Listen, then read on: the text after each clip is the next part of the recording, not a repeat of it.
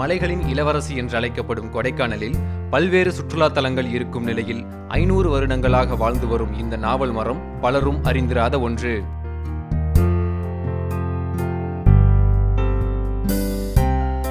பிரம்மாண்டமாக காட்சி தரும் இந்த நாவல் மரத்தின் அடிப்பகுதியில் மனிதன் ஒரு வழியே சென்று மறுவழியே வெளிவருவது ஒரு அதிசயமாகவே அனைவராலும் பார்க்கப்படுகிறது.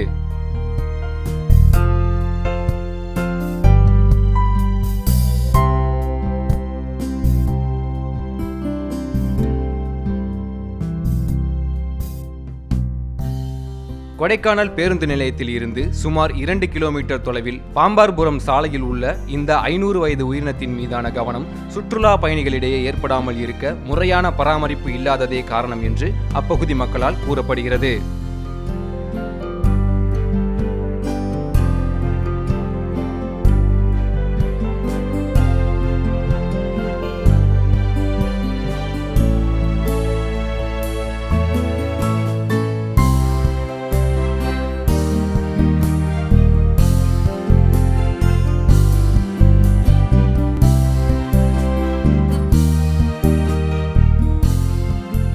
வனத்துறையின் கட்டுப்பாட்டில் உள்ள இந்த நாவல் மரத்தை சுற்றியுள்ள புதர்களை அகற்றியும் சாலைகள் அமைத்தும் சுற்றுலா பயணிகள் கண்டு ரசிக்கும் வண்ணம் மேம்படுத்த வேண்டும் என்பதே அப்பகுதி மக்களின் கோரிக்கையாக உள்ளது.